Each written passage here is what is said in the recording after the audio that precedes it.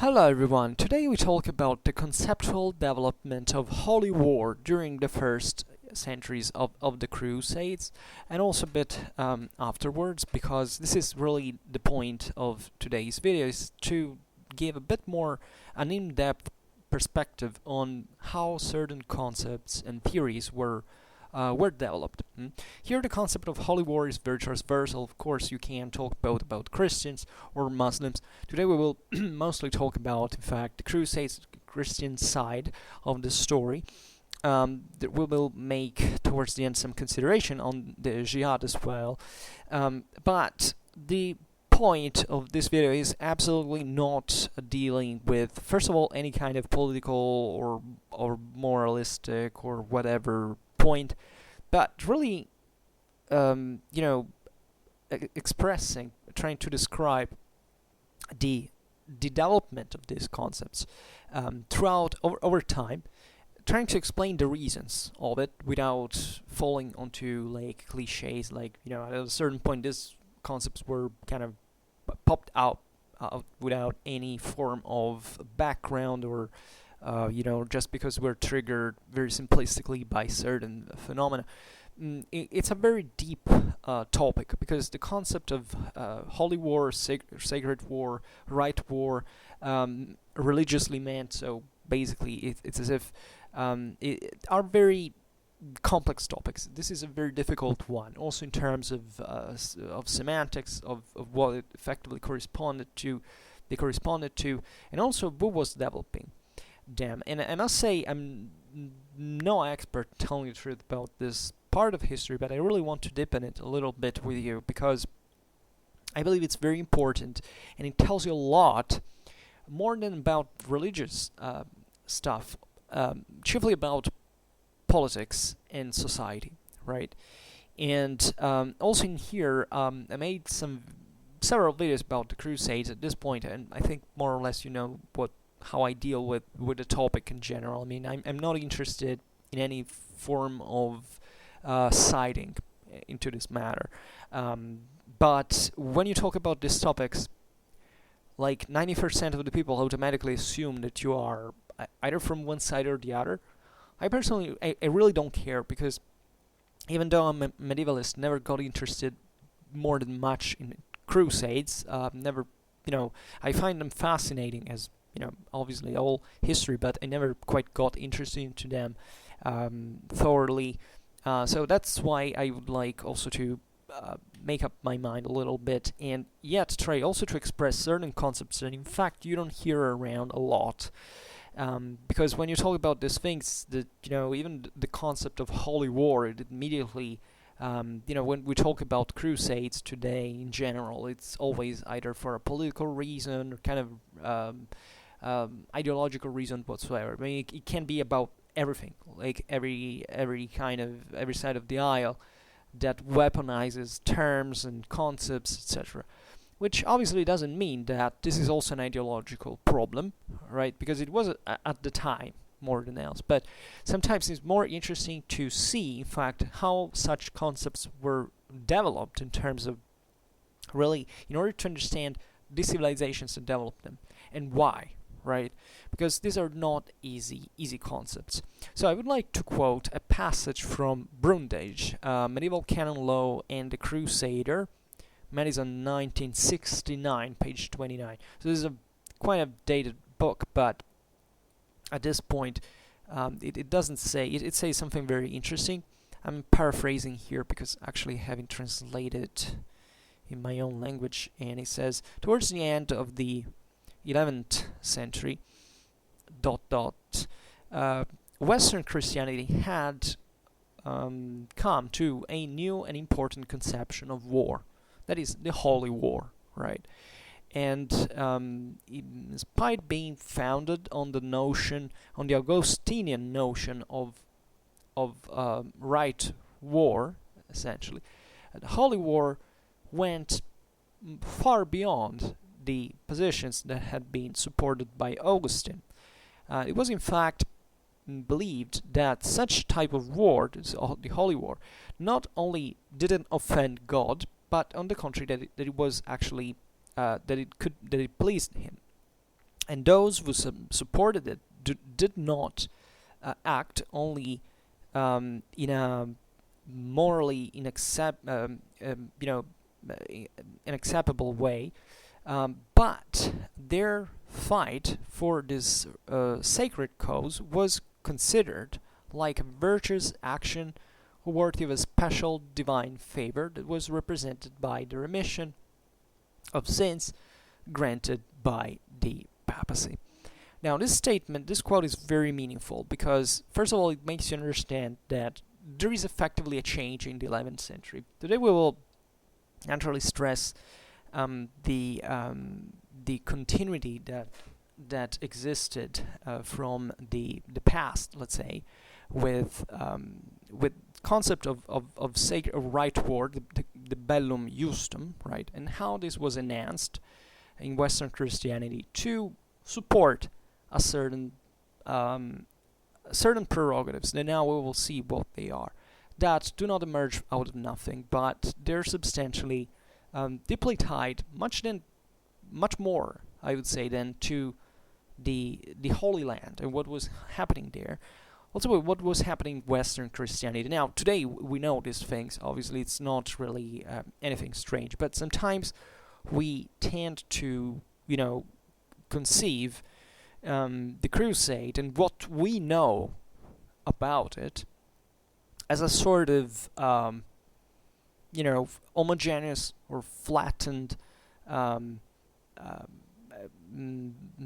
let's say, enterprise that everybody kind of not only agreed, which is not much of the point of today's reflection, but that also had the same identical thoughts relatively to how it had to be organized, who had to guide it, and the reasons why it was right, in fact, to participate to it. Here things get really, really complicated for many reasons. First of all, stressing the continuity with the past, there is to say that objectively, here we don't have to really be so surprised that the concept of holy war emerges, right? Because it's not really new. These were all religious worlds, right? So whichever country you're talking about, they had their own religion of state, let's say, and whichever thought concerning secular or religious prerogatives in terms of strictly political power naturally was making religion perceived as kind of a national identity. Let's say what national identity would be today, right? Which means that every kind of conflict in a way or in another was justified on the base of some moral ground that naturally was largely religiously based, because there was basically no other point, no other source of legitimization at this point. So something that is very difficult to accept for us today is that the world at the time was like that, not because, in the case, for example, here there were monotheisms. The world was all about religion since millennia at this point. It doesn't matter, in fact, we're talking about monotheism, polytheism. Sometimes we sense that somewhat that there are this kind of strange modernistic or progressivistic ideas for which, I don't know, the Roman Empire once upon a time was a kind of a modern and secular state. People who believe this basically do not have any idea what the empire was. And monotheism in many ways continued within a world that was still largely pagan in mindset, which means not that it couldn't accept monotheism, but that it accepted it with a certain system of values, right? That had to do with contractualism. For example, look at 13th century Jean de Jumonville, talking about the Crusades, and what even, in fact, the Holy War in general, the Crusade really was. I mean, you think that there could be, by 13th century France, among the lay nobility, this understanding of what the deeper meaning of Christian religion is. it wasn't. Like, that guy had a mindset could easily be the contractualistic mindset of a pagan. Basically said something, if you pray God, you get victory, and why would, and if he didn't give it to you, so if it wasn't true, what would you pray him for? Like, this was literally what he wrote, right? So this makes you understand naturally the difference, naturally the gap that existed between certain, in this case we're talking about elites, obviously, that were the ones that wrote the most and produced the most in terms also of ideology, chiefly the ecclesiastical elites, because they were the true depositories of knowledge at the time. Like, the lay ones were they were reflecting in parts of this education, but in the case of Jeanville, it really makes you understand that were completely different moral values, right? That the problem here, the theological problems, were completely extraneous, and they were accepted just like as a right. Fundamentally, it's something that had to formalize the adherence to that religion, and when you study, for example, medieval chivalry, you realize that largely the military ethos was you can't say secular, but it had a few to do really with not even with Christian religion, but with the deeper understanding of what of the evangelic message really was, right? These people could easily be inflamed and pumped up, let's say, and driven also by faith, we can't say, or religion in general. We are not in the mind of let's say, a 12th century crusader, but and these were powerful motives. Never underestimate religion as also, especially as a moral. In terms of moral resources, pusher for what was happening at the time. But there were many other obviously reasons for which even the definition of war of religion is very controversial at best, let's say, because it's very difficult to even identify, how wars are political acts. This is the best definition you can give. Then I think it's pretty naive to presume that more than 50% of those political reasons are religious, fundamentally, especially if you understand if you study the Crusades, even as military expeditions, and you realize what their targets were, and and how those, for example, the Outremer states functioned, what that those conquests and governments entailed at the end of the day, right?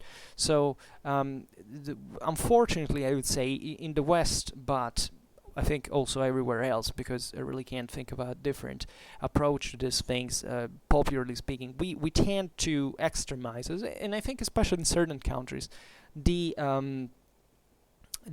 religious infight, like this was really only about religion, like as if, if there hadn't been religion, these peoples would have not fought against each other. Well, that's pretty naive, right? Which doesn't mean to downsize religion. I was criticized once because I simply said that I had problems with the definition of religious war. It didn't happen here on YouTube, so don't worry, I'm not referring to any of you in particular.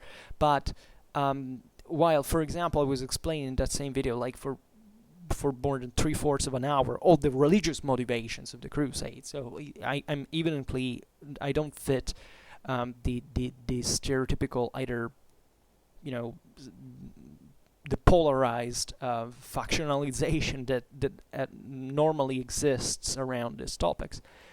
But reducing it all to these things really makes you lose a lot of the depth and the complexity of these topics, because really who studies the Crusades today perfectly knows that it's such a huge topic that not even the maximal expert on them can really answer alone. Like, for example, why were the Crusades fought?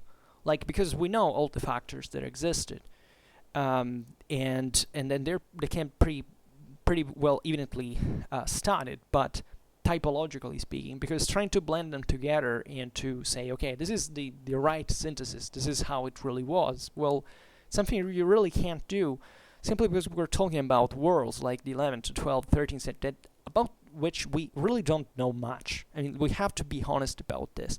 Sometimes, and this is something I always say in Schwerpunkt, the concept of knowing history is it's as if, you know, there was a history written somewhere that people just have to repeat, and that's the story. If you don't say to the story, there is no story like that. History is properly the research, and then every person comes up with literally a different thing. No person in this world has a singular, let's say, political, historical, spiritual equality to anyone else, or let's say common thought in that sense. There is much in common, of course, but they never overlap. And this is good, because otherwise we would have something like single thought. We would all think the same, and that's the perfect picture for totalitarian regime. But obviously, unfortunately, that's not, and that's why history still exists in the first place, because much of the spin-off you can derive from history is exactly about this clash, let's say, this lack of consensus on %, what you're talking about. What here Brundage says is that, in fact, there was a continuity with certain ideals. The bellum justum of Augustine was, if I remember correctly, just merely a defensive one, right? There is a great problem back in the day, in the late Roman Empire, in justifying, while the empire has become Christian, how to defend the Christian empire, the Christian society, so the empire of God, in other ways. Well, the idea is that there should be always a good reason for a right reason for going to war. Also because killing is a sin, so the Christians never, here there's no difference between West and Byzantine. They all think it's a sin. That's, I mean, Christianity is very inflexible about this. There's no way out of it. But there are certain, let's say, situations in which, in reality, of course, these things get impossible to determine. Like, let's say, religious war meant as something was justified at the time, like a political military act on the basis of religion, was the normality, right? Every single people did this. Even pagans did it. Everybody justified their military operations on the basis of, even the pagans, for example, couldn't even actually go to war if there was no religious consensus about this. I mean, the idea that is that the divinity allows you to go to war, so there was no other way out. So when it comes to the Crusades, our first impression is like, at a certain point, these guys kind of decided that everything was kind of about religion, and they started clashing against each other. And there is also another mistake that is often done, is believing that basically before the 11th century, the Christians had never fought back against the Muslim invasions. This is also a mistake. I mean, it's pretty self-evident that as soon as the Islamic invasions began, Christians fought back. I mean, how do you think it happened? Seriously, I mean, you think Arabs arrived, nobody ever lifted a sword or nothing, and this is seriously a problem, I think, in the West today, for essentially because it's a distorted picture from a part of the West that forgets the history of other part of the West. Like, for example, it's obvious that Islamic invasions happen more through the Mediterranean, right?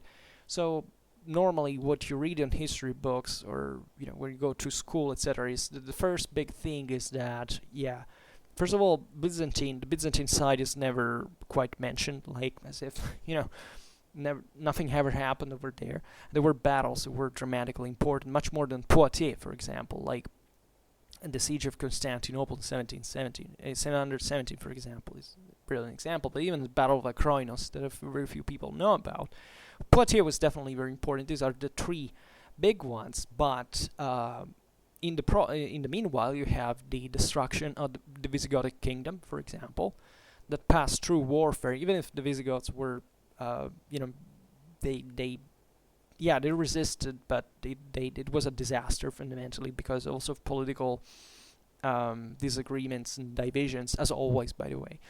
Then there is 732, the Battle of Poitiers. Yes, we got rid of the Muslims on that front. No, because the Muslims continued to pour, for example, into southern Gaul. They remained there for like 400 years. And that's a chapter of history nobody really is interested in.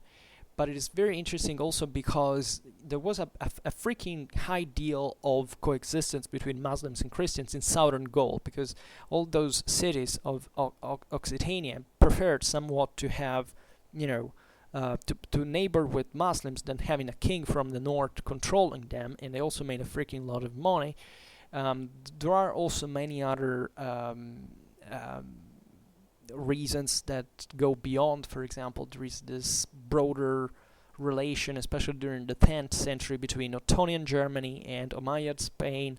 For example, the survival of the base of Fraxinetum in southern France really is because of that at the end of the day. Italy was, first of all, Sicily was conquered by the Aghlabids, then the Saracens invade parts of mainland Italy in the south on the coasts, and the raid kind of all around. The Saracens in here arrive even into Germany, and very few people know about that. They got through Fraxinetum, for example, into the Rhine Valley. It was a pretty big mess, but also something way more complex than the usual story of the pirate that arrives, burns, rapes, etc. It was much more political than it seems, and there were certain Christian communities that sided with the Saracens, and that developed as a consequence as markets, as ship builders. Like, also that's a wholly forgotten chapter of history, because the idea is that, you know, we stopped them at Poitiers. Well, it didn't quite happen in that measure, and it was a big victory, although not so big as it's often pretended to have been. But the concept is that there is much else. And when we talk about the Crusades especially, and we think that all of a sudden Europe woke up in the 90s of the 11th centuries, and these Christians went fighting against Muslims into the Holy Land because it was a direct consequence of direct threat at that point, is also very wrong.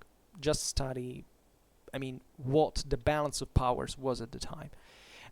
For example, first mistake is the idea that the Christians had never fought before, like they had never stricken back before.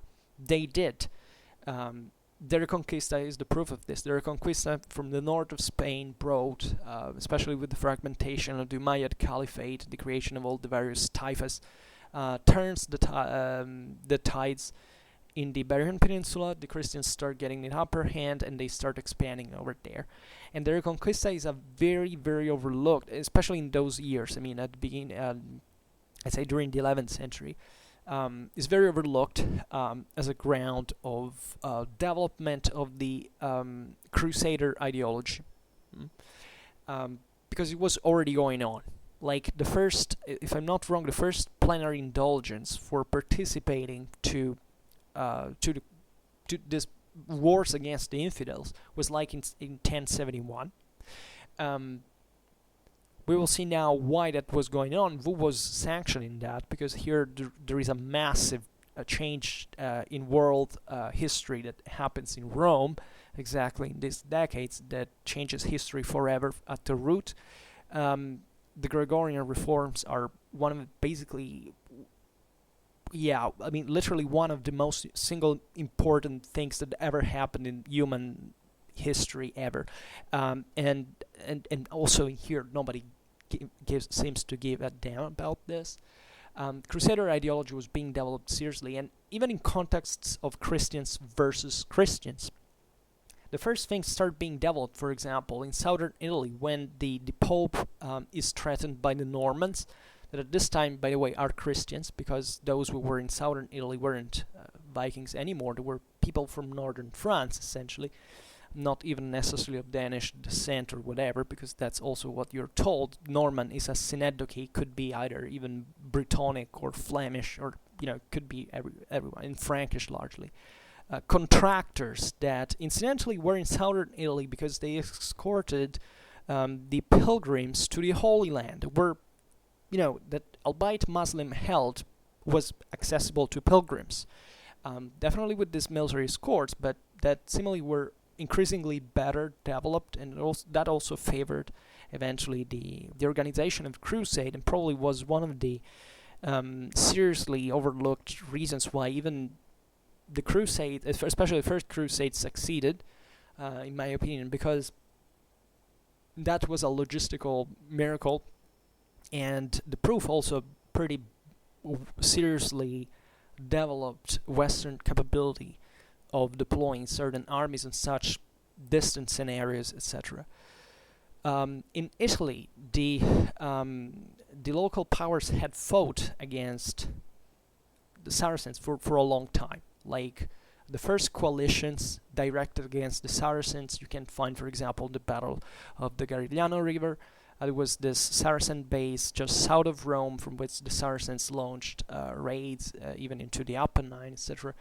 Basically, there is a huge diplomatic effort with the Pope, the Byzantines, the southern duchies, the Italic king, even the Counts of Provence, if I'm not wrong, and just to destroy this base, and effectively is wiped out by this papally led coalition.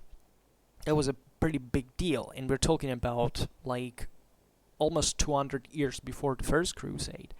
Then you find the Italian maritime cities that start expanding in the 11th century against the Saracens, and starts wiping out Saracen piracy from the Western Mediterranean. They even participate to the Reconquista, the Genoese and the Pisans mostly.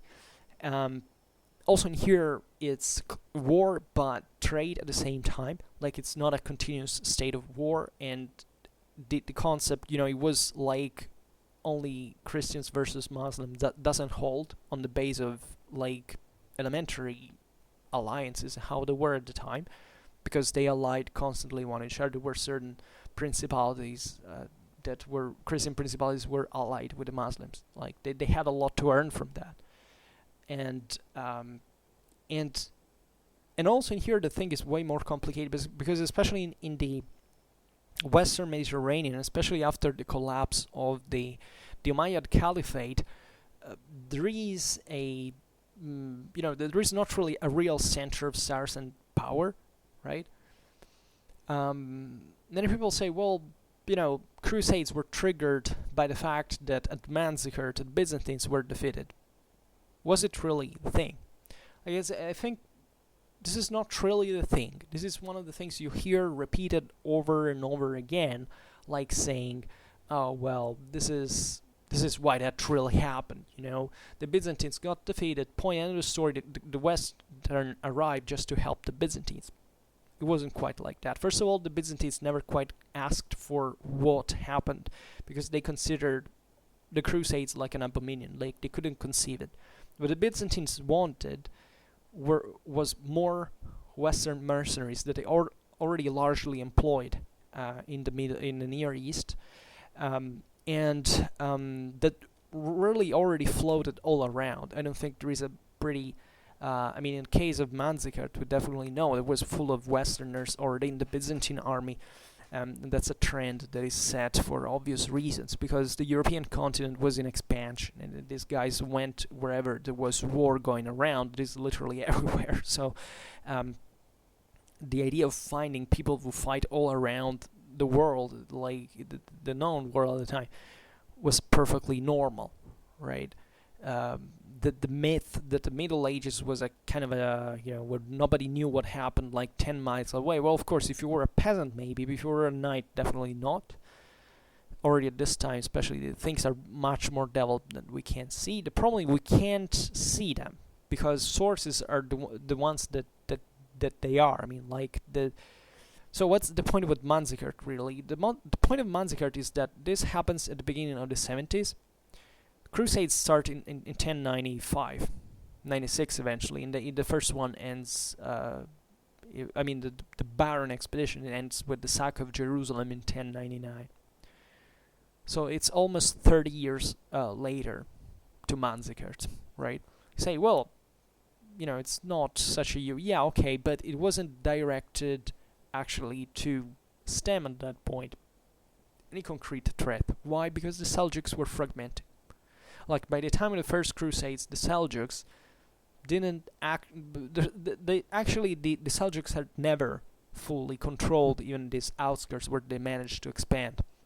Like with Manzikert, it was basically the western in Syria. In western Syria, it was eastern Syria, excuse me, because the Battle of Manzikert was fought in Armenia basically. But at that point, the Byzantines had intervened because the Seljuks were going further towards the Mediterranean from Mesopotamia to Syria. So Alparslan eventually goes up to Armenia and they fight Manzikert.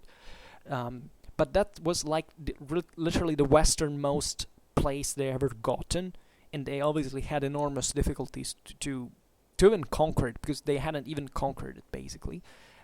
They come to occupy Jerusalem in the sense that they control, but it's absolutely everything is very decentralized. Like the idea that the Seljuk Empire is centralized is it's simply false. Like, it was a kind of a broader net of principalities that were growing increasingly autonomous, and this massive wave of Muslims by the 90s of the 11th century, when the Crusades started, absolutely wasn't like that. The Christians were winning in Spain. The Italian navies were really hitting hard in the Mediterranean everywhere. Like, even in the Mediterranean, the tides had turned. And it's really something that goes beyond the military thing. Here, simply the trade balance had shifted, like from the Muslim world into Europe, which means that the Europeans were starting to have more precious metal that the Saracens were having. There was no centralized, there was no major power at this point threatening the Latin Germanic Europe, right? And part of the reasons why also the Crusades were feasible is objectively that, especially in the Frankish area, like this broader, like today's France, Benelux, parts of Germany and Italy, there was no real enemy at the border at this point. That's why they sent a lot, for example, into Spain, where the frontier was open there. That's why so many mercenaries are to be found already by themselves in the east, fighting either for the Byzantines, sometimes even for the Muslims themselves, actually. In 1066, when William the Conqueror invades England, yet to be called the Conqueror, as he was doing it with a papal banner, with a cross, right? That was meant as a sacred enterprise blessed by the papacy, right? By the way, they were even using Byzantine carpenters to build the fleet that would invade England from Normandy. And a lot of other things were happening, like the truces of God, first the pieces of God actually, and then the truces of God was this big problem that the church was trying to solve, of pacifying fundamentally the Western Christendom, where the papacy was obviously extending its influence. But even at a local level, actually, not just from the papacy, but also the local ecclesiastical elites that were more powerful and that were sometimes suffering themselves, actually. That's where the pieces of God actually were, because the pieces of God were directed to stop violence against churchly property, basically ecclesiastical property. The truces of God was something like, on Sunday,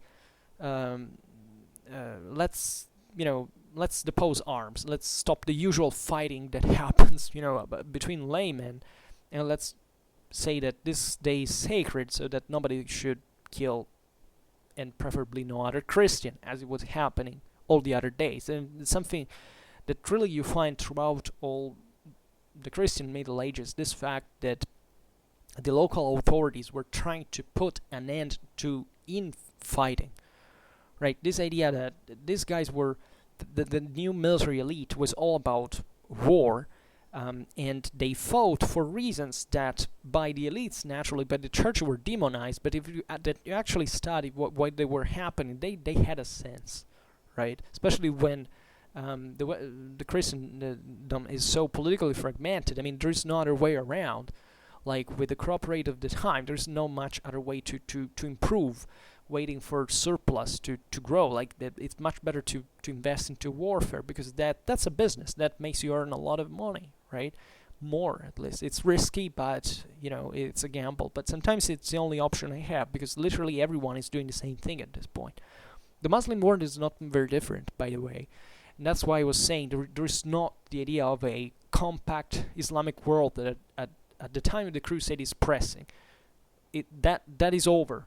They're falling. By the 11th century, there is the collapse of much of what the Islamic predominant over economy, over the Mediterranean, had been about. There is a brutal political fragmentation that, and also the local Islamic cities, they're not so capable. Like they don't have the same, for example, aggressively entrepreneurial character of the Christian ones, for example. You don't find, for example, maritime republics in Islam. You find something, they took the sea. There was a lot of, in the sense of trade activity, of maritime activity, but you don't find the same level of development from the urban side of the story.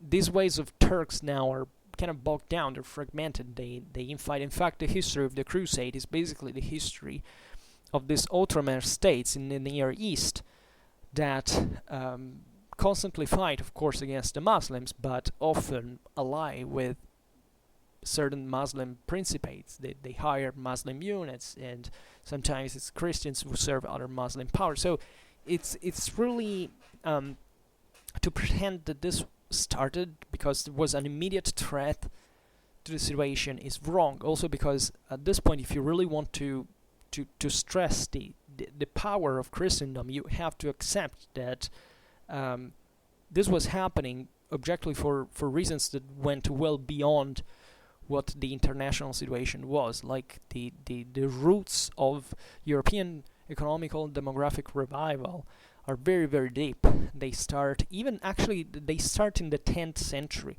This should let a lot of people reflect, because the 10th century is the terrible Iron Century. They one of the second invasions of the Vikings, of the Hungars and the Saracens, in which Europe encloses itself.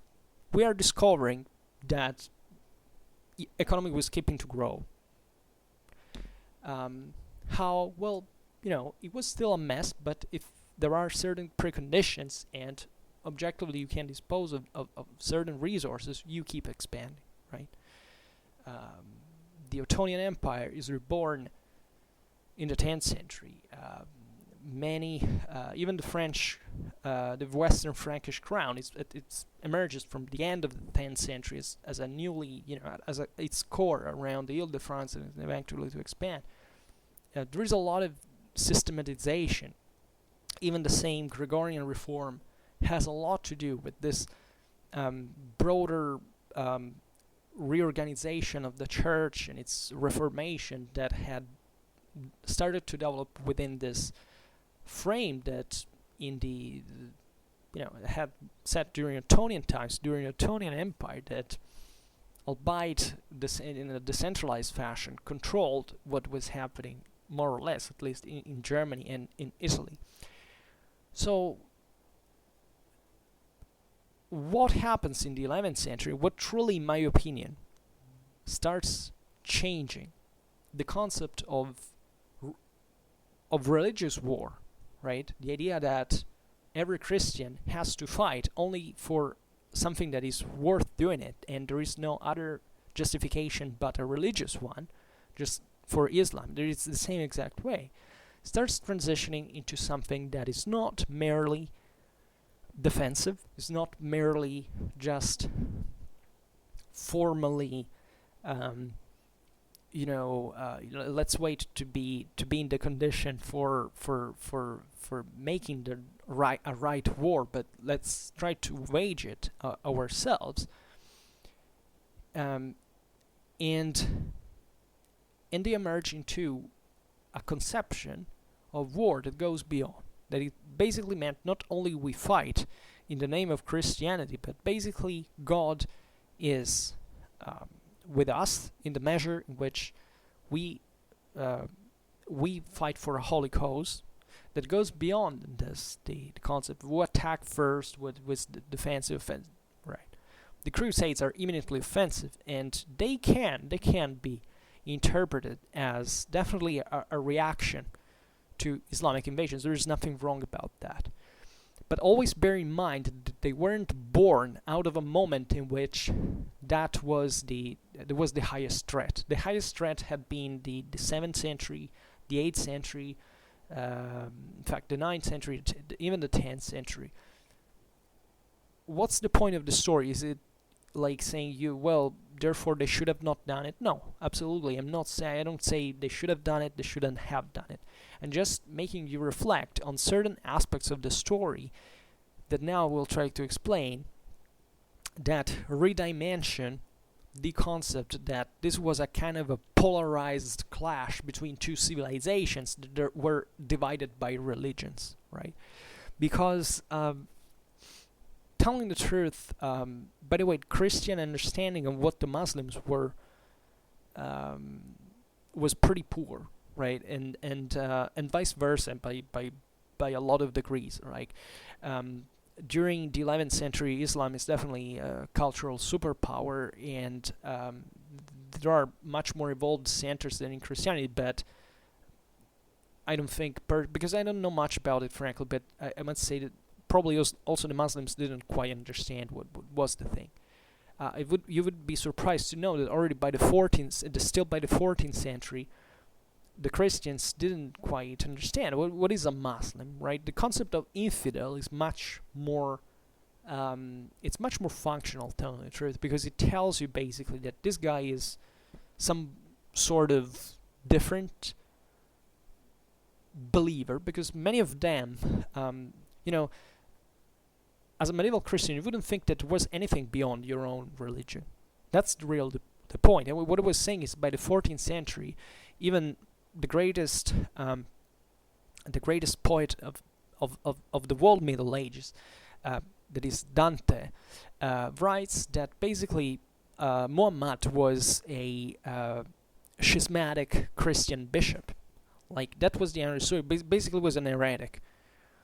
Or even more, like a schismatic in this sense. It was perceived that the Muslims were kind of something else, like they were a different church, right?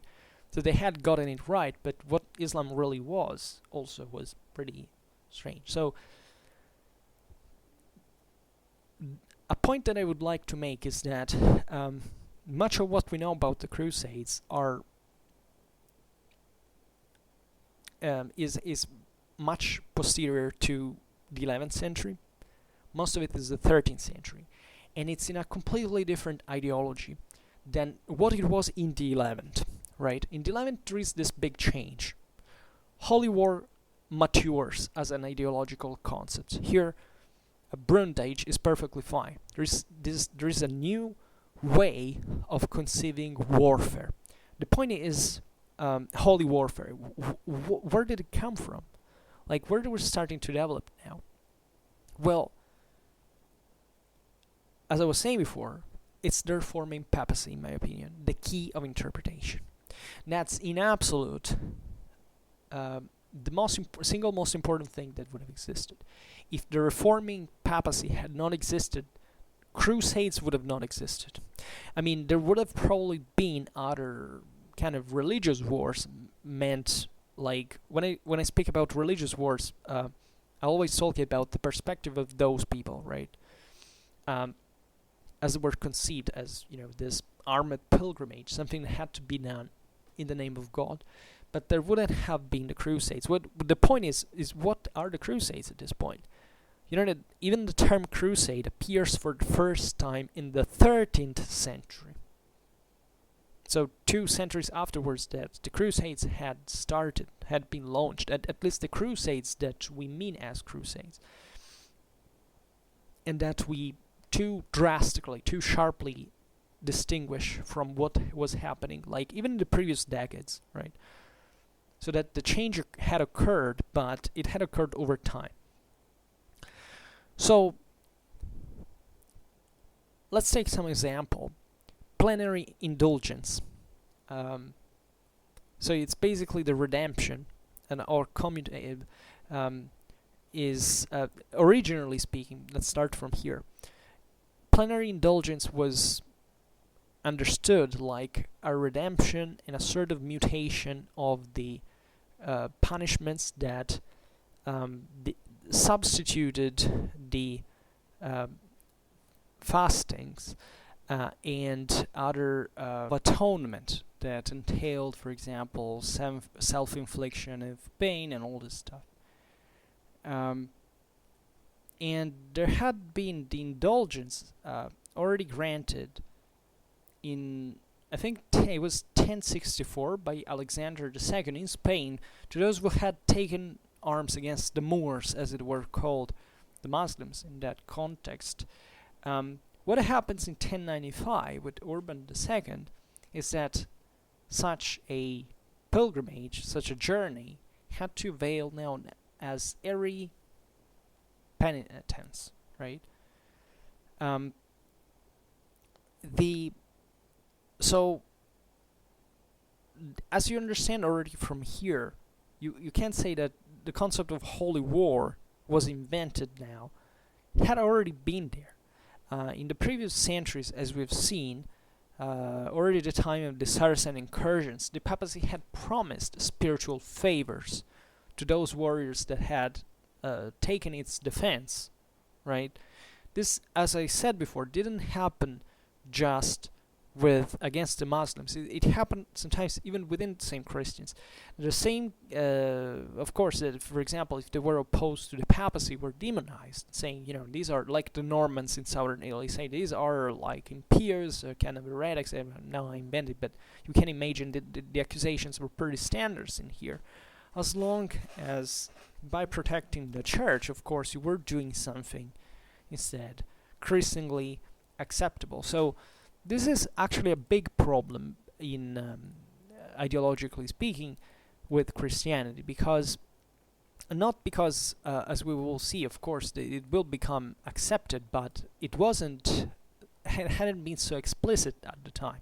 Always remember that the Byzantines were still kind of close to the papacy and to the West in general. So there was still in the 11th century, there is the Great Schism, of course, that has already occurred, and the papacy has to now take control of certain prerogatives that they think it's theirs, right? So it's not just about the external threats meant as the Muslims. It's also about what is happening within Christianity that influences a lot, right? The novelty in the concept of holy war, in this sense, consists especially in the fact that as holy war, it was applied in a military operation that was at first sight basically offensive, right? But behind this appearance, of course, as we've seen, there's a different reality that makes the crusade not just righteous, but also makes of it the paradigm of more than the bellum justus, but the bellum justissimus, right? So this is probably the most important thing. It's the fact that from one side Christianity consider itself a fortress that is surrounded by every side of in a fashion which these expeditions are comparable to the sorties that are attempted by the besieged, right? In fact, among these figures that we can find in these years, there is the one of the church that is represented as a castled tower, at the top of which there are three characters. At the center, there was a priest that was clothed with a mantle embroidered with purple, that in this sense has more than one meaning. That is an imperial prerogative, right? And that is being now is the representation of the priest class, but of the church, and that at the same time is bringing a spiritual sword. So this is also very ancient symbolism, telling the truth. The sword that is held in here, like not a spiritual sword, not like a literal one. And to the left of the priest there is a warrior that instead represents the Ordo Militaris, that is obviously the knightly class, and that bears the temporal sword, so the real one. And at the right of the priest there is instead a monk that by praying represents the Ordo Monasticus, so the monks, and whose only weapon is prayer. Now, what does this symbolism mean? This is the Reformed Papacy in a nutshell, right? What is that lacking here? What does this tripartite order remind you of, right? Usually it is, there is a knight, there is also someone who prays. Tripartite order should theoretically represent also a worker in that sense, but here the meaning is much deeper. At the center there is the ecclesiastical power, right? The church, properly meant, and the Church of Rome. That's really the point. From one side has the defender, the knight; from the other, someone who has to pray. This is particularly important because also the church should pray. But in this picture, prayer is left to the monks. So what does this mean? Is that the church is at the head both of the temporal and of the spiritual. In other words, the church has the same power that the empire should have. This is the Reformed Papacy, and here the church is represented as a tower that is besieged. So what does this mean? It means that here the Pope is assuming himself the task as a head of a church and a representative of Christ on earth to wage war, a war that is the most righteous one because it is directed by the same church. This is very important, and in here I'm actually perplexed by one thing, because it is true at this point the empire is not strong at all. Actually, they're suffering a lot of problems, and eventually they even lose the struggle for investitures. Now, what's the problem though? The problem is beyond the dialectic Pope and Emperor, right? Because we are aware of that. And here the Reformed Papacy is really expanding. It's expanding pretty damn fast. In 1075 there is the Dictatus Papae. In 1122 there is the Concordat of Worms.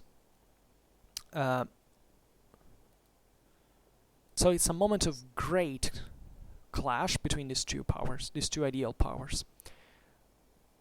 The Crusades are being launched. The first one in 1095-96.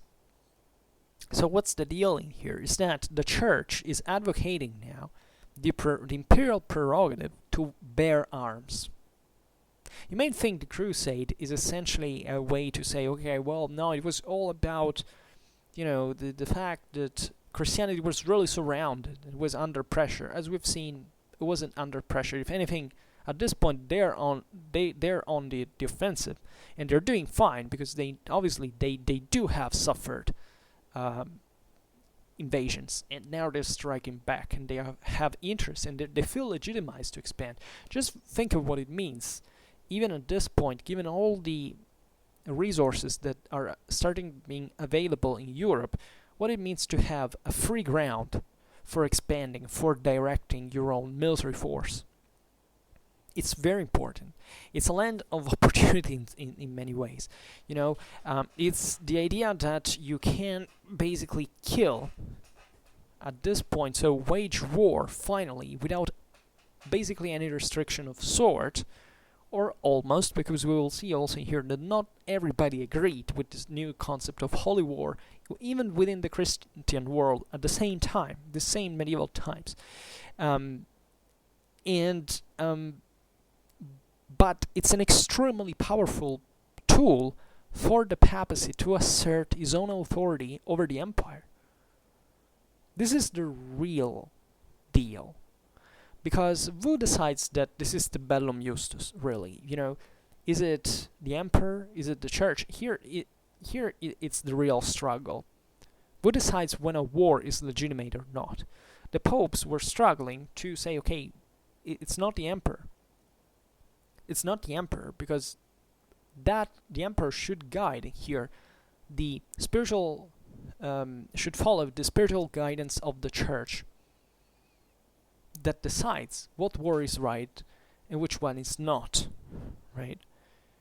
And that's where it gets really functional, because this is a world that is all about religion. It's not that the emperor says, I don't care about what the pope says, because that was, in the West, now an authority that you couldn't escape from, because every vassal that considered you as an enemy of the pope could say, this is a right war that I'm doing against you, because you are excommunicated if you let's say, for your problems had to fight with the papacy. So I feel the right to take arms against you as a false authority, as in a legitimate authority.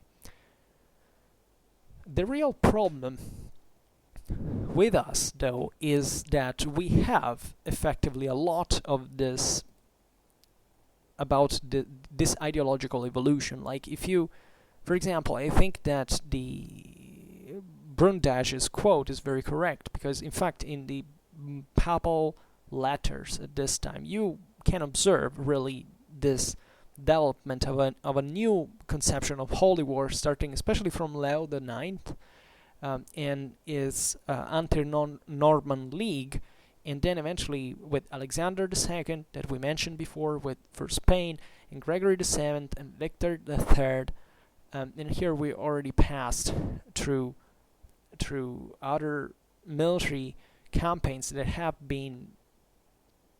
received the church blessing, right? So in 1095, the Crusader ideology is already pretty mature in terms of holy war. Jean Fleury has written about this, the holy war.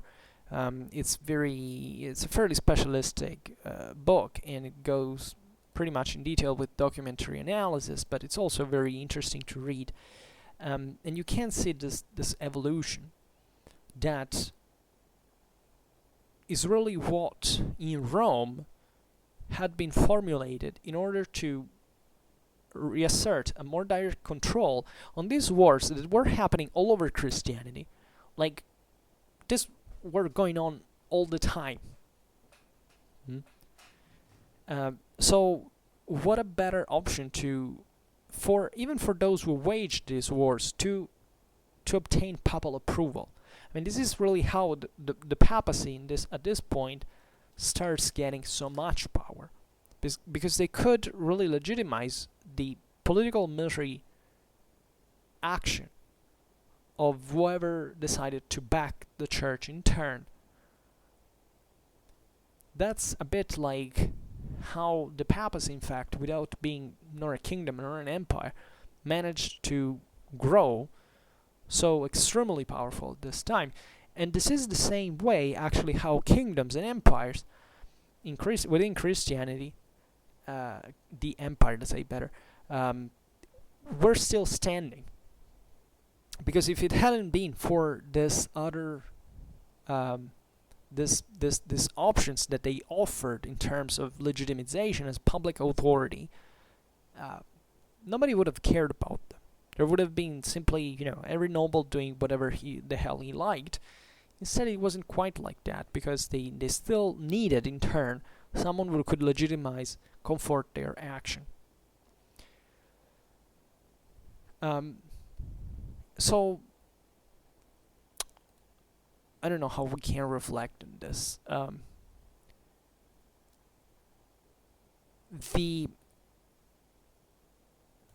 Let's expand on that later. Continuing with the analogy of the idea of accepting what the direction of these crusades had to be, by the way, the papacy depicted the Holy Land as the kingdom of Christ, per excellence, whose capital, Jerusalem, had not really conquered, but reconquered by the faithful of the cross. So this war, we can say, it's not born really from the sole initiative of men that ask, what should we do? That let's say, is it right or not to fight this war? But it's really the direct will of God, right? So that's hence that wants this reconquest. So hence the cry Deus vult, that had inspired directly the spirit of the Christians, right? This concept is also, however, the churchly one, like the one we get from the church and from whoever was backing this idea. So the problem, though, is how was this perceived among those who really participated crusade? Because I personally believe there's a sort of double approach to this, especially in the feeling of the time. Naturally, it's impossible for us to really understand what the spiritual feeling of the time could be. We know historically that the systematization of the Crusader logic is later.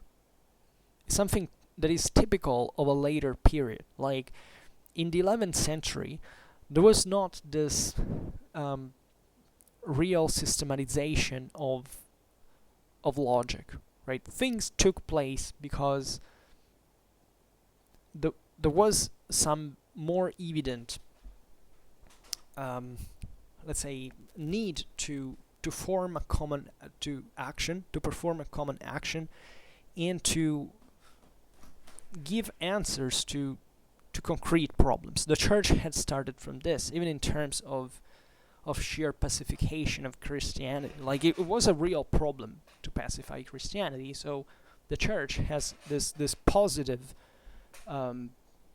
task of composing these struggles and saying, okay, if you really can't do anything but fighting, just go to do it somewhere else where this is legitimate. And let's vent all of this potential towards somewhere where it can't find fertile ground, let's say. So the first crusade is born with a different spirit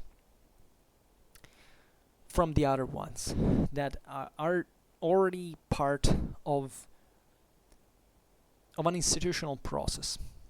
Here the real problem is the sovereigns of Europe. Even the empire in itself is not really that different from other monarchies, like especially if you take the Western Frankish kingdom or the newly conquered Anglo-Norman kingdom. You see that these are substantial powers that the church is already starting to kind of framing within its own control in asking for their support. And also in here, it's the fragmentation between these powers that brings from one side to support the church, from the other there is the imperial one actually to contain its own prerogatives, right? Because it was the emperor that traditionally had to wage war, right? And that's why also the Byzantines were completely horrified by the Crusades, because they aside from being scared like hell that the Crusades could conquer their own capital, as it would happen during the fourth one, by the way, they absolutely didn't understand the concept of a bishop telling secular, like temporal authorities what to do in terms of political and military action. Now, the point is that the First Crusade differs essentially into this. Like, I believe that the First Crusade was probably a much truer and spontaneous action, always concerted by the church, but with a much broadly shared consensus for its participation. The church was really becoming universal with Gregory VII. So the crusade is the logical consequence of it. It's more than a war. It's the reflection of the revindication of the imperium from the side of the papacy. And therefore the call for a war that is also superior and Christian at the same time. So this is a massive difference, because also previous wars had been Christian, but they had not been directed by a superior authority. Like, it was just a Christian wondering, is it this Christian or not to do? Like, can we do it? Is this the bellum justus that Augustine is talking about? Naturally, we can't imagine that these things really never quite counted in the praxis of political and military action, because that's not something you have to wonder about. The problem, this stuff begins when you have to start to justify this action in front of someone else. Then in this case is an authority that is checking you, that has interest to control you in some way and to counter your own prerogatives. So in the First Crusade, what you see is the adherence of the single feudatories of Europe to the Crusade. The First Crusade is also known as the Barons' Crusade, because there were no kings, right? Partly because they were excommunicated, partly because they were fighting against each other. So this was the situation of Europe at the time. I never think that the Crusade in this sense was very much appreciated by all the authorities. Like, for some it was really a problem, right? So the participating to the Crusade during the first one is also, but especially, I would say, the recognition of the power of the church to launch a crusade, and therefore asserting its supranational and dominant character. That is, in other words, the church calls, I feel as a Christian that I have a duty to go there. That's hence Deus vult, God wills it, because it's not really, this is how the Church of Rome had formulated it. You don't have to do it because your king tells you to do it, but you have to do it because God wants it. It's a subtle difference in some way, especially when you consider, that participation to the crusade was not bad in the first one, but it was not bad meant, obviously, taking what the means and the possibilities of the time were, and obviously not everybody participated, but what you see is an expedition from northwestern Europe, basically, into the Near East, that is led by figures who were evidently pretty powerful, autonomous, and capable powers on their own, right? This is a proof for of the power of these feudatories in relation to their kings. It's the proof that a feudatory was free to accept the call, aside from what its own boss in the hierarchy thought about it, because the church was presenting itself as the one who really was superior even to any other earthly authority. That's why the struggle for investitures in the Reformed Papacy is so important, because this puzzles the other sovereigns. Like, the other sovereigns at this point really realize that the church has become something very different from what they had previously thought, and they immediately smell the opportunities that open to themselves in this sense, and they react very quickly. Because if you consider the Crusades, for example, already from the Second Crusade, there are the kings pose themselves as basically privileged interlocutors in the relation between the church and war. Second Crusade is waged by kings, right? The French king, the German king. Even if Second Crusade is a disaster, but it is at this point led by monarchs. So this naturally was part of a necessity to obey to the church for political reasons for those sovereigns, but also for those monarchies to expand into a, let's say, a niche that could formalize and legitimize in turn in their own realms to be in fact the heads of the Crusader organization, which was very important, because in this where military operations definitely could expand the power of those monarchies themselves, even if that all the strategical difficulties that existed to connect the Near East with Europe, and naturally all the costs that these crusades entailed, because at the end of the day, well, the crusades, like the Ottoman states, basically failed. They were reconquered, but it happened at least after a couple of centuries. So it's kind of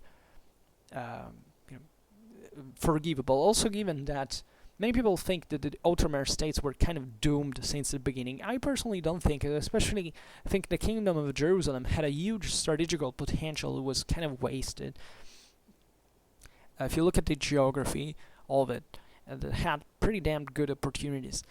But the concept is also that you can get a lot of benefits even as a Crusader king, like the Saint. If you think about France and how important it was for the French to control really most of the Crusader movement. I mean, they even have a saint monarch, and this was very important for monarchies at the time to be legitimized on the base of their sanctity in some ways. And we know that in fact the French crown would, even at one point during the beginning of the 14th century, when the Crusades have basically the Ottoman acre has fallen, and by the way, the French king also exterminates the Templars together with the church. They start opposing the papacy, saying basically, as a French king, I can't do what the hell I want on my church, and I can't even surpass the papacy in this.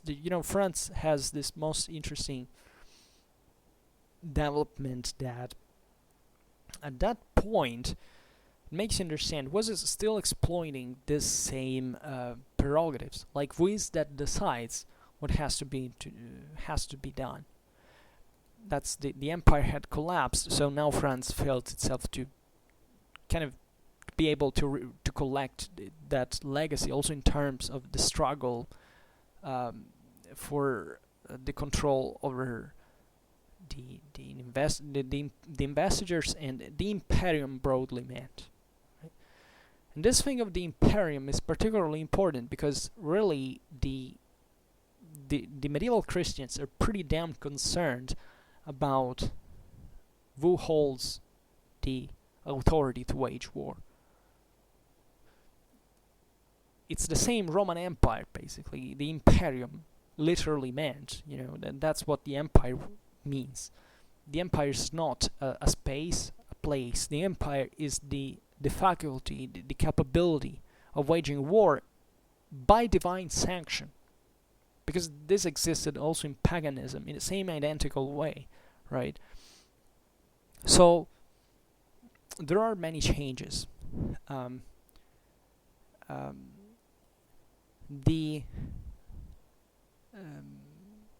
is all an evolution. Now we could talk also about the third, the fourth, the so-called fifth crusade, etc. But maybe let's skip it for now because we're talking just about beginnings. But this is, according to me, the fundamental point that the same justification of the crusade as a holy war and as a generator of indulgences comes to overlap since the second crusade to the original meaning that had been this direct call of arms, that is Deus vult, and therefore you cannot say no independently from your contractual feudal obligations that went beyond everything else. This is really an important change. Why did this happen, by the way? Because here the point is that the Gregorian popes wanted to really reconnect like the whole Mediterranean at this point. It was not really the Crusades. This is also another very important interpretation of the Crusade, meant strictly from the papal point of view, but not only. It was looked upon also by the emperors as something important from certain kings afterwards, to reunite Christianity. Like, the 11th century is not just the beginning of the Crusades, it's also the schism between East and West. What a better option than reconquering.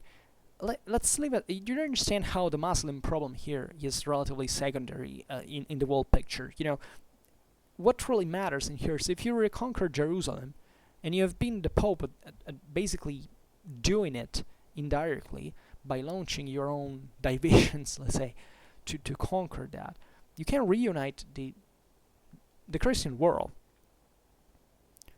This is also a perspective we'll have to expand on Schwerpunkt. I mean, when Jerusalem was reconquered by the Christians, that was a pretty heavy blow also to Byzantine leadership in the world, in authority in the world picture. Because at this point they found themselves kind of literally surrounded, right? And don't think, by the way, that the Byzantines and the Franks were so like different in relations, like with the Turks, for example, because relations were pretty strained, and it's a crusade. Let's remember that conquers Constantinople at the end. Also, that's all a story that is not very well told, because the Vulgata is that the Fourth Crusade was really launched to conquer Constantinople. Absolutely not. Absolutely not. The Crusade has not started like that. And the Fourth Crusade, if anything, demonstrates this broader failure in the ability of the Reformed Papacy to control its own military resources, because the empire, the papacy didn't have its own army in this sense. I mean, there was not a papal army participating to the Crusades. The papacy had relatively limited resources from a military point of view. They have their own armies that they exploit, by the way, during Frederick II's crusade to invade his kingdom of Sicily in the meanwhile. So just for saying how certain things were happening, like what was all the deal about, right? This was not a problem of Muslim pressure anymore. This is something that went far beyond. It was all about the reconnection, the reunion of East and West, recreating the Roman Empire proper and its imperium, both in Europe and in the Mediterranean. This is very, very important. There were lots of interests behind this, like not just from the papal side. That's why also the Crusades were naturally so the participation of so many other powers that were so eager to control. But also in here there were kind of sometimes, like in the Fourth Crusade, it seems as if Christian conduct was schizophrenic, but it wasn't, because objectively they were different people doing different things. That's also why you can't accept certain narratives that the Pope launched the Fourth Crusade for conquering Constantinople. No, it didn't happen like that. Like, you can't force this interpretations as if you can think that from one side were, like, for example, the Byzantines, and from the others, literally the whole Western Christendom and the Papacy, as if it was a unique bloc. Or just like you can't pretend the Muslims were a unique thing now. On that, these clashes were really like one bloc was entirely Muslim, another bloc was entirely Christian. It didn't work like that.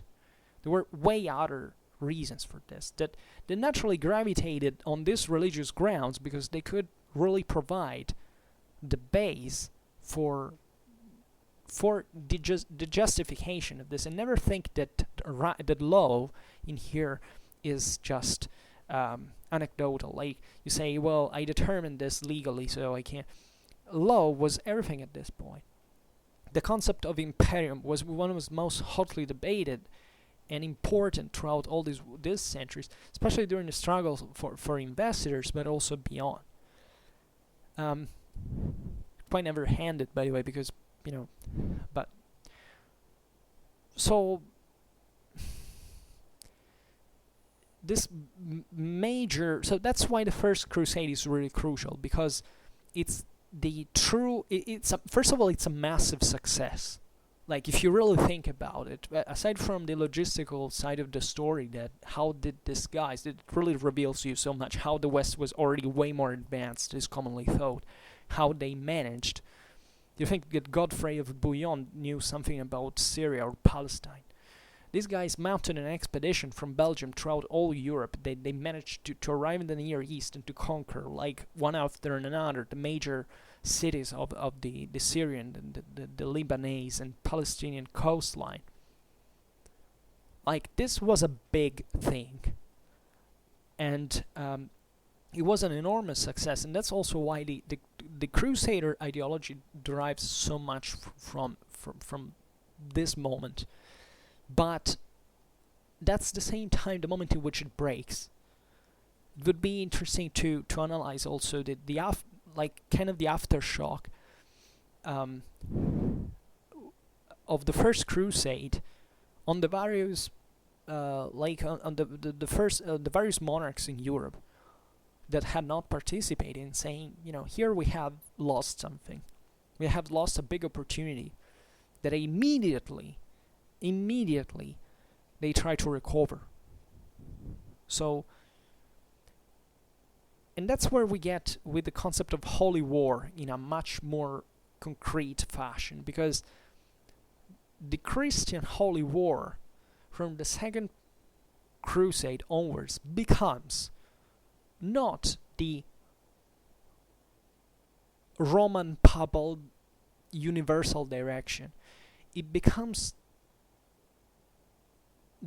the war of kings.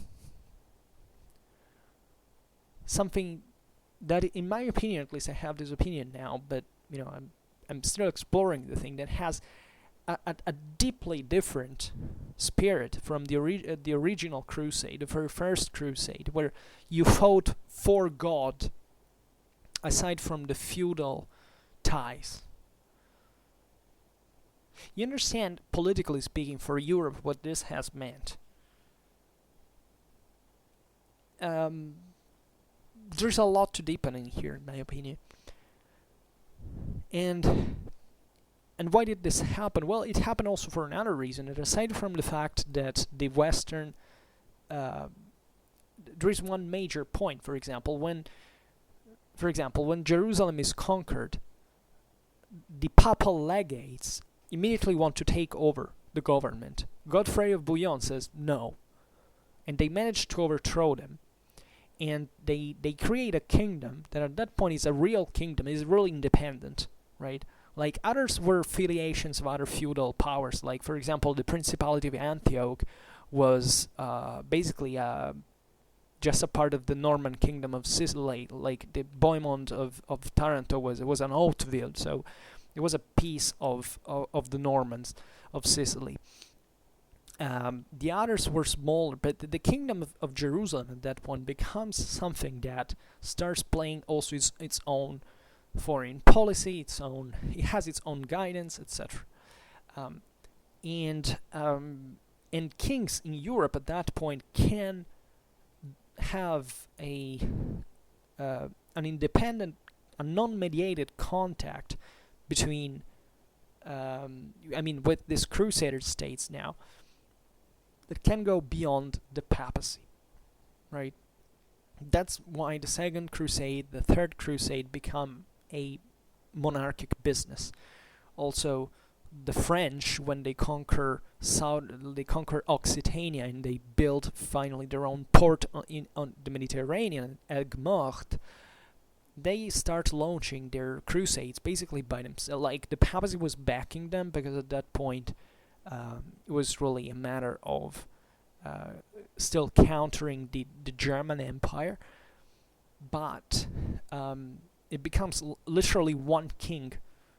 Like, well, okay, there were also others, like even the English king, etc., participated, but it was mostly a French-directed business and enterprise.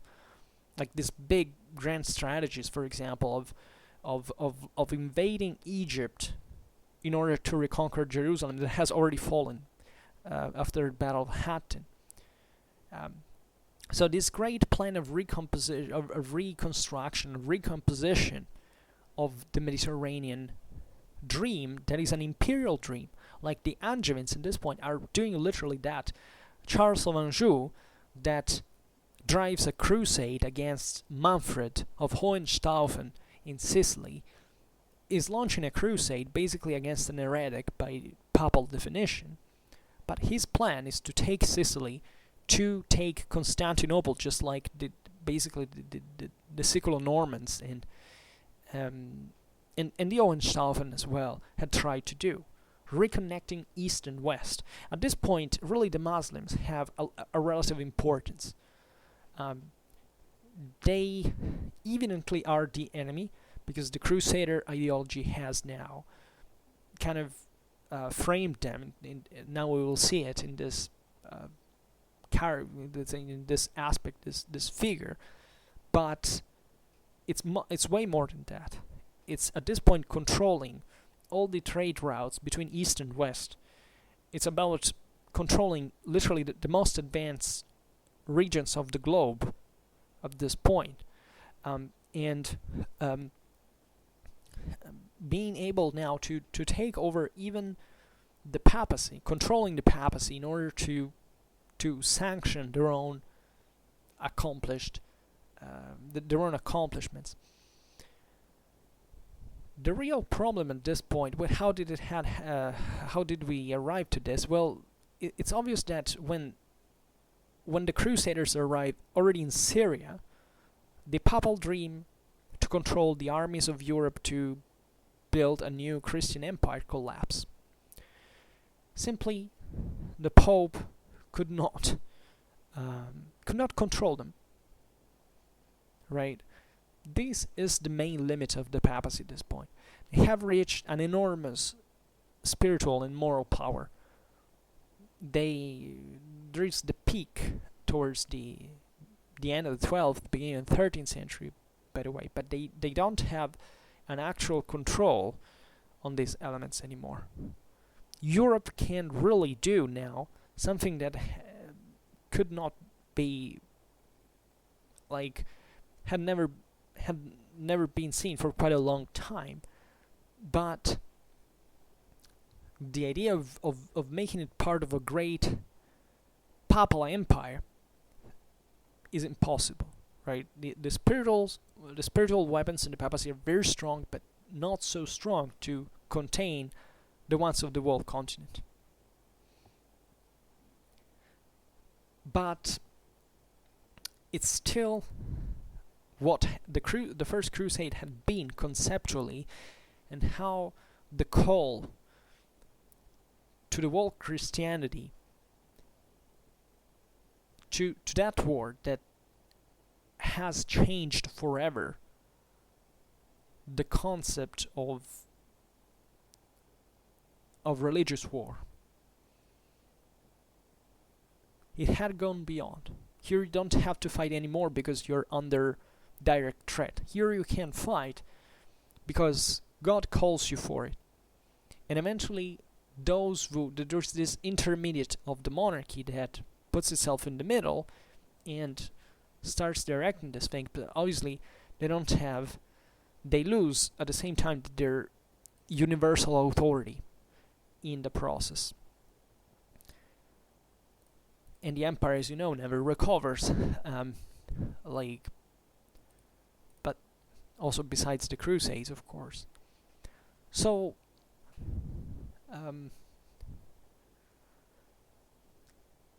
coming back on the ideological element, since the second half of the 12th century, there is an implementation of such of the ideologies surrounding the Holy War, because another form of justification of the Crusade is that the Saracens have occupied the lands that once had been part of the Roman Empire. Therefore, it's legitimate that the church that is the heir of this empire, this is all a papal perspective, tries to recover it, and what had been taken away from her with force. So this is another concept that actually never ended, because especially the Byzantines had always maintained it, right? The Byzantine Empire is, even if it takes a lot of centuries before it can recover from these massive blows of the same Islamic invasions that kind of take away a half of the empire, they still have as a major task to recover those lands, not just to conquer naturally the whole world, that is kind of impossible, but they justify their own military expeditions by saying, those were lands, these are expeditions of conquest, these are lands that had once belonged to the empire, so we need to take them back, because we have the divine right to take back essentially what was ours and has been taken away. This is very important, because this stems truly from universalism as we don't conceive it anymore. I mean, for us today, there are just so many states that basically fight each other and can say, oh, well, this was our land first. When you have a universal empire, there is nothing like other powers. You are the only one. And that's why you have to understand this also in the papal perspective.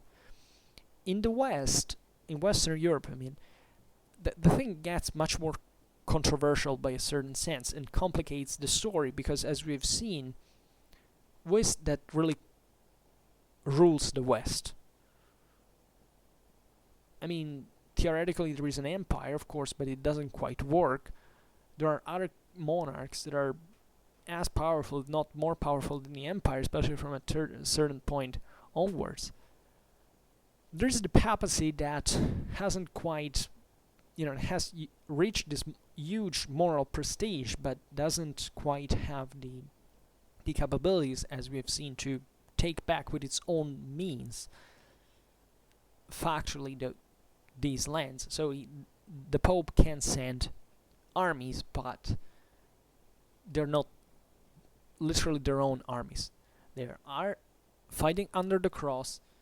They obviously are Roman Catholics, but they don't consider these conquests at this point like papal conquests. They just consider the papacy as a guide, and as a very powerful interactor, let's say, but in this ultimate authoritative spiritual figure, but not when they take these lands, obviously they keep them for themselves, quite, and they naturally, and the papacy know this. I mean, they have to accept for obvious reasons to have limited powers in this regard, and to weaponize also the concept of crusade according to the circumstances, because at that point, if you made this step of calling the holy war that is an active war of conquest,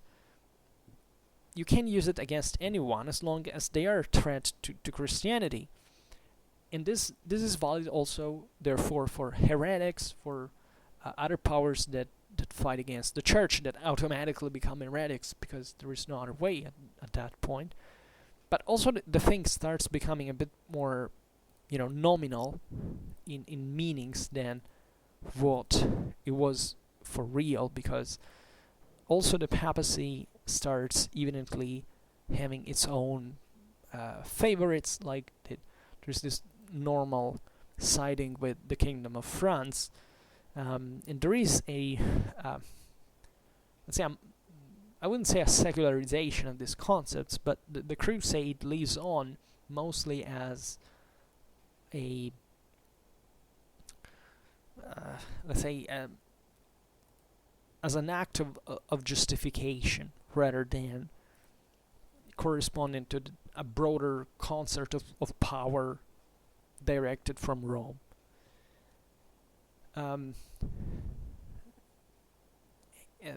There is this author, this 13th century cardinal, Henry from Susa, that gives...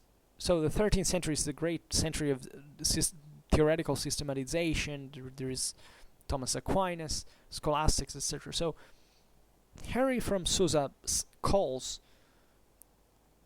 the just war, the right war, righteous war, bellum Romanum. That is literally a Roman war, right? So not really at this point a necessarily Christianly oriented thing, but mostly a Roman oriented thing. It is the same thing at this time, because obviously the Roman Empire is the Christian Empire, but it stresses by definition the Romanity of the thing. Like, it's not a matter of what pertains to for in terms of justification, legitimization, or moral participation. It's just it's a legalistic approach, if you want. Those had been Roman lands, we need to take them back.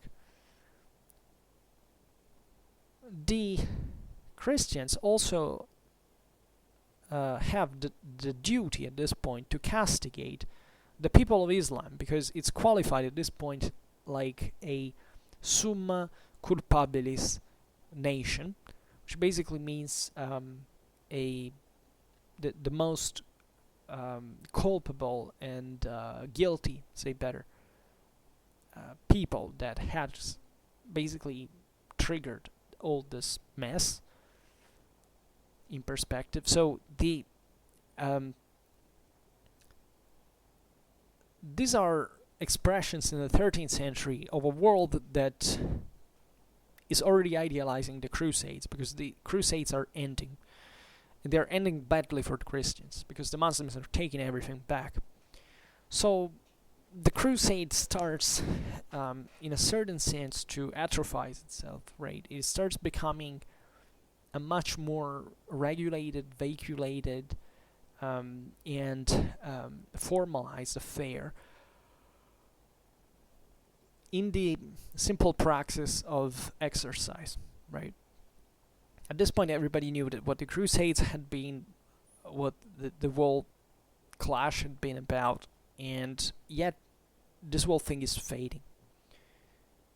Within the Christian world, these perceptions are conceived in kind of a debatable fashion sometimes, because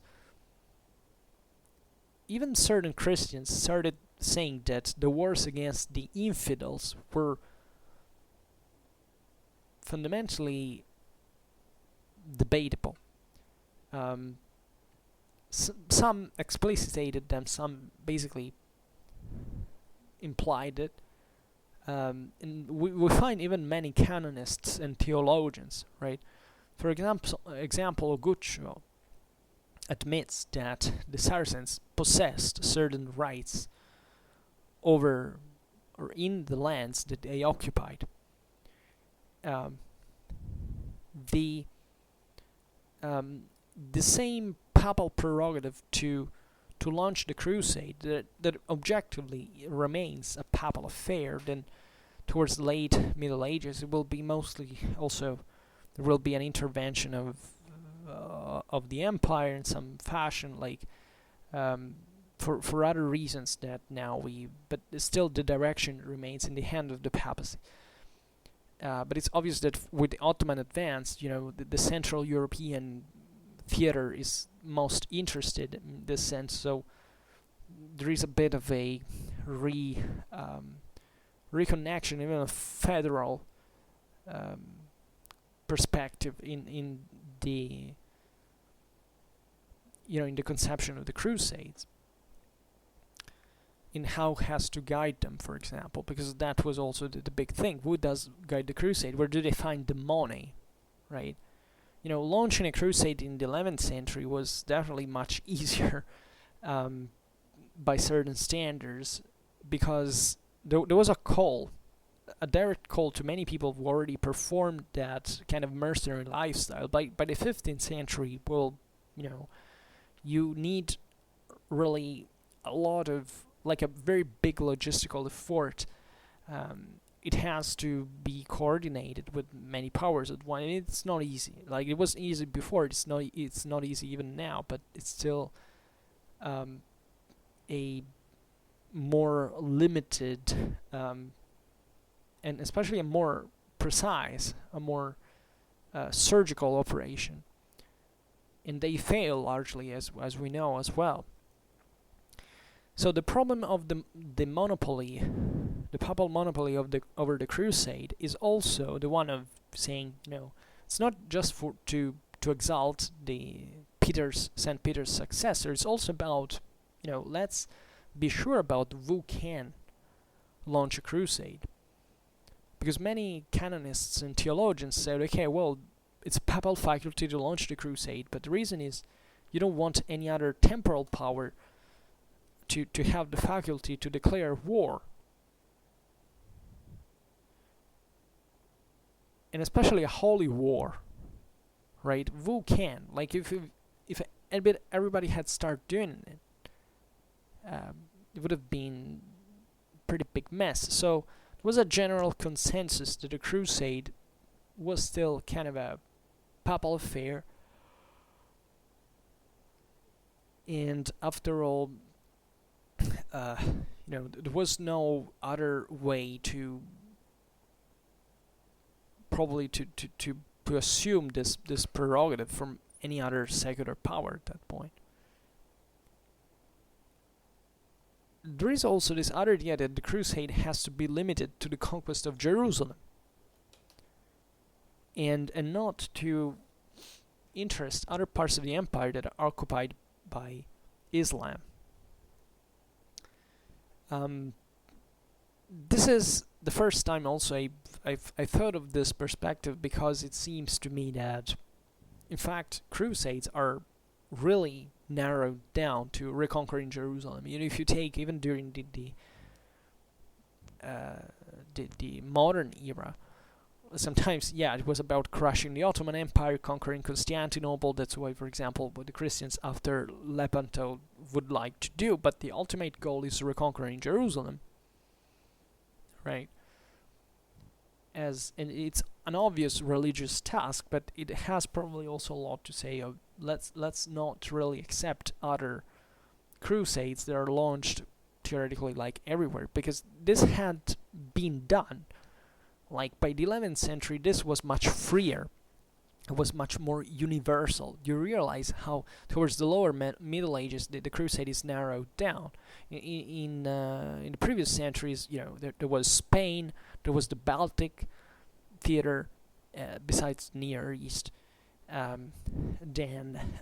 So those were, well, the Baltic of course was not occupied by the Muslims, but that was still counted as a crusade. So here it also starts, the theory starts identifying a strict opposition between the Roman Empire and Islam proper, which is probably partly to do with even the collapse of the Byzantine Empire. At this point, like even when the French and the Venetians conquered Constantinople and they established the Latin Empire, well, at that point there's this big responsibility of taking even the Byzantine legacy and saying, what is now that this conquest has meant in terms of reviving the empire and occupying those lands that were Roman, because the Byzantine Empire was that at the end of the day. So there's a lot of elaboration, let's say, of this various theories that at one point you realize that start to become more theoretical than substantial, right? For example, Pope Innocent IV had this attitude towards the matter, demonstrating, for example, a scarce enthusiasm for the crusade that Louis IX directed towards Egypt.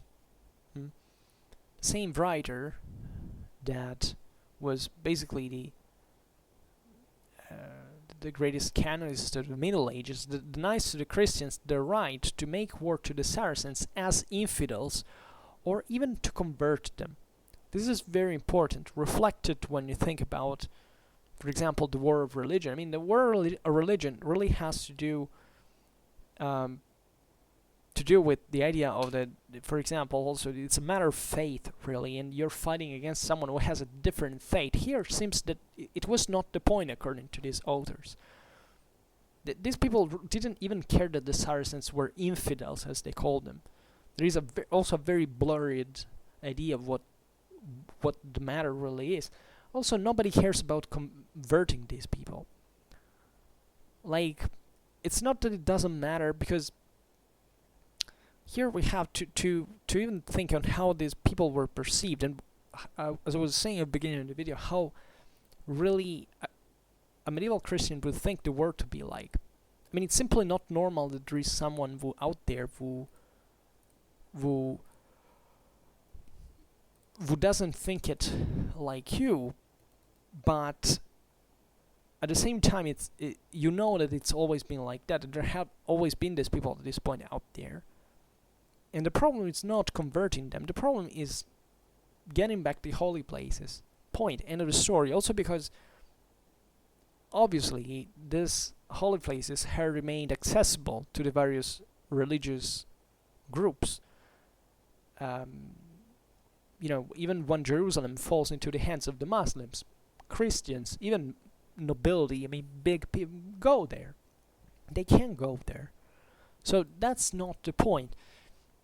It's very important to understand this side of the story, because otherwise you think, if you start from the assumption that it was all about the real cause, like the real mover of this stuff was exclusively the faith, you would say, well, this should have never stopped, because basically everybody was like, it was all about faith. People behaved exclusively on the base of faith. People didn't behave exclusively on the basis of faith, which they presumably had. So even with all the limits that we have listed before, like, do you really think that a 14th century European fully understood the Christian religion? I mean, do you really think that? This is not a matter of secularization. This is a matter of, like, literally understanding what the whole thing is about from a theological point of view. Do you think the average people knew about this? The average people accepted the fact that they were Christians. They were definitely devout, and they had their own right, and they followed it and everything. But it was normal to do so. But as long, even in fact, the clashes against the heretics weren't really a big deal as long as these clashes didn't take really a political character. They started creating problems in the truest, like, in terms of possible spread, of course, of their ideas. But when these ideas weren't, as always, by the way, a criticism towards the establishment, and given that the establishment is universally Christian, well, this debate naturally was never over in a certain sense. But as long as these people remained simply ignorant about their own religion, or this was being spread, for example, in certain areas, still, and everything went as it had to do, well, it was not this huge concern about obliging people to commit themselves to certain things. So it's somewhat complex to explain these topics without sounding like in a circle, right? But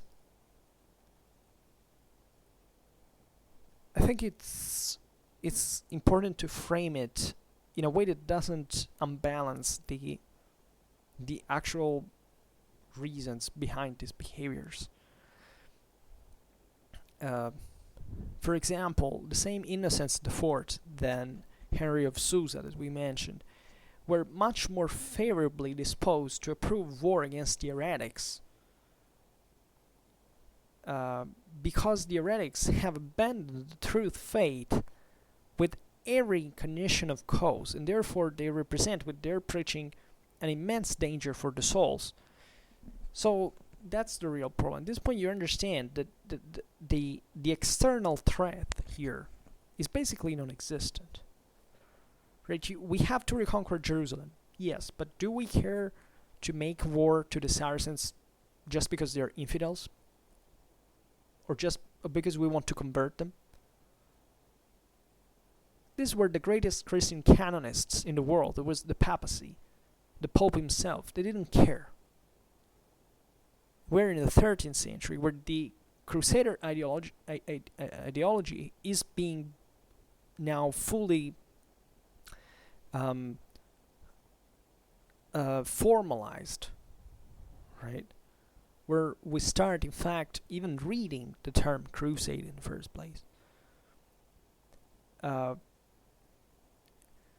there is also this very sharp distinction, in fact, between the cross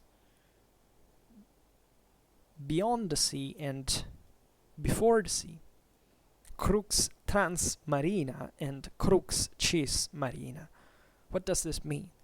It means that there is a freaking sea in the middle. Now, seas are, a bit of the highways of the medieval world, but still a big deal of barrier.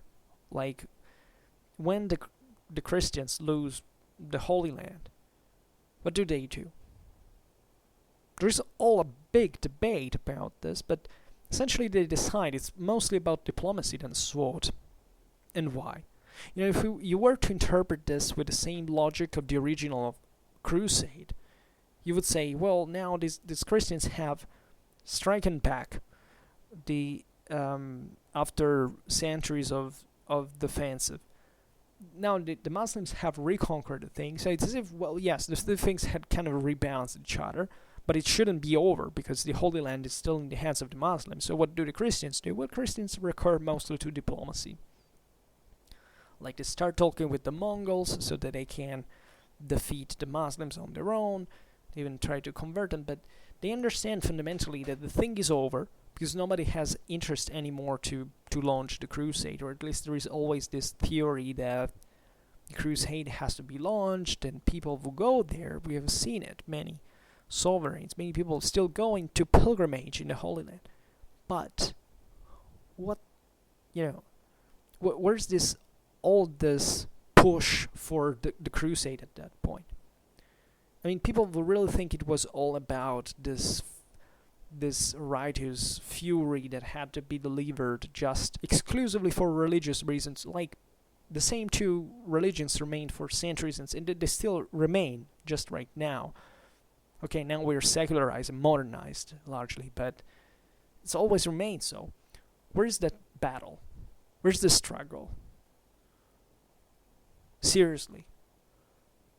You say, well, the Ottoman Empire. Well, okay, the Ottoman Empire expanded though. There were those who were on the offensive, so it's normal that the Europeans fought against them. But what do the Europeans do when they kick out they defeat the Ottomans? They reduce it to a small power. They're simply fighting over their own colonial empires. And they try to preserve the Ottomans so that no other Christian would take over those areas and become too powerful. Even in the Holy Land still remains into Muslim hands. Right? So I don't know if with today's video I really made a point that can clarify certain positions, but to me all this matters a great deal, right? It's because if only, I don't know, half of the people in our own countries started reasoning a bit in this way, I think we would be really more capable of understanding a lot of other things, but many other things about politics, about war, for example, even about religion, of course, that at this point is aimed at differentiating them, right? What you see going on constantly, even today, is just people blending constantly all of these three things. That's the point. Where do you see people blowing up themselves in the name of such things, when there is no distinction between these?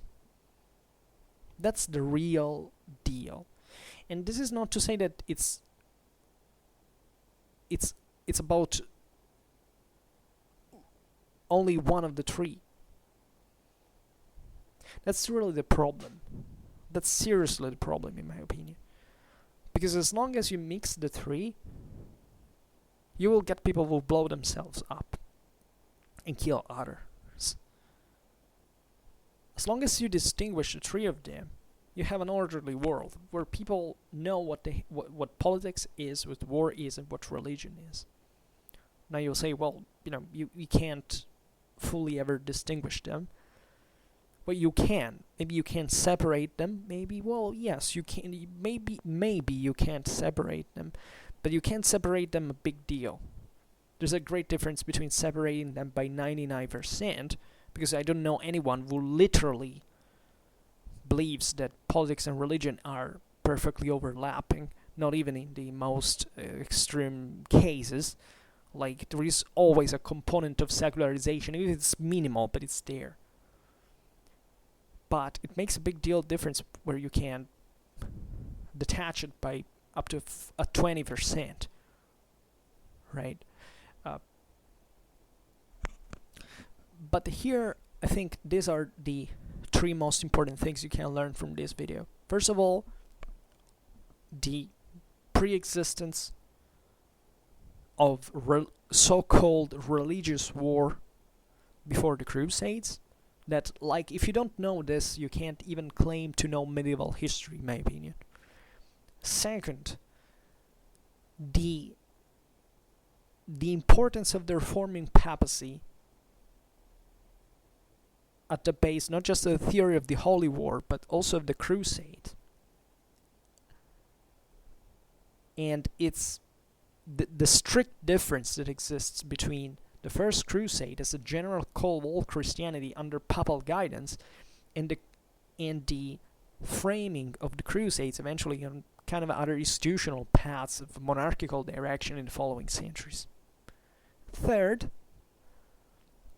this, towards even the 13th century, this basic lack of interest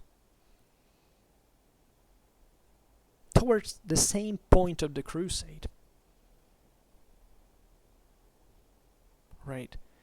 The Crusade meant, at this point, that as something that doesn't belong as a common enterprise, but it's aimed, it's directed, it's channeled, is limited to certain places, to certain practices, by the same church.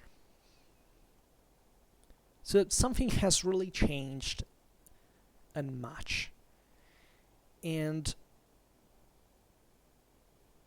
I'll give you the conclusions of this. Like, certain things I don't think have necessarily a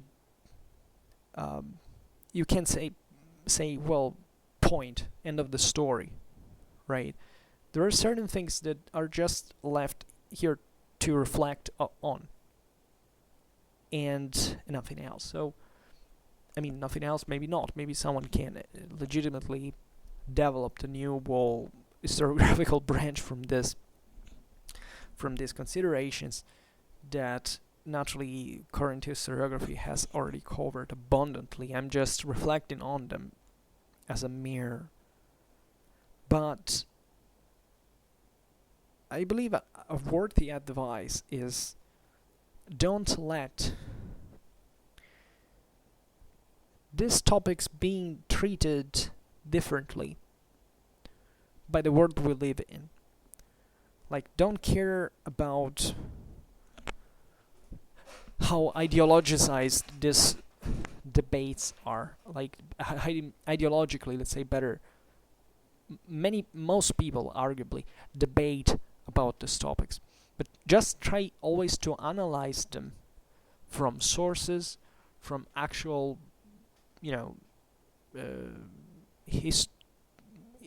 scientific research, from people who have no explicit interest, at least, in guiding you towards a certain direction or another. Because I frankly don't know what you think when I make these videos. On the Crusades, it happens I have to do them because, this channel wouldn't talk about medieval history. Otherwise, it would just be a selection of something. But it's... never think that you can't speak without subjective interpretations about this. Like, be aware that there is evidence on which to consider this stuff, and it's not about the tribalism that you're presented with every single day, because reality is, fortunately for ourselves, absolutely uninterested about such ideological positions. Reality goes beyond. So if you prefer to follow general, political, whatever, let's say ideologies in general, just know that reality will pass, sometimes even over you. So it's better to deal with it without filters and just to get into it as much objectively as you can, rather than pretending that this is your clan, this is your team, your squad. It doesn't matter, in my opinion. What's the point of making history if you already decided what the conclusion has to be without even researching first? I don't know what. Anyhow, for today, I would say I ended here. Bit rambling in the end, as always, but sometimes I like to reflect loud on this.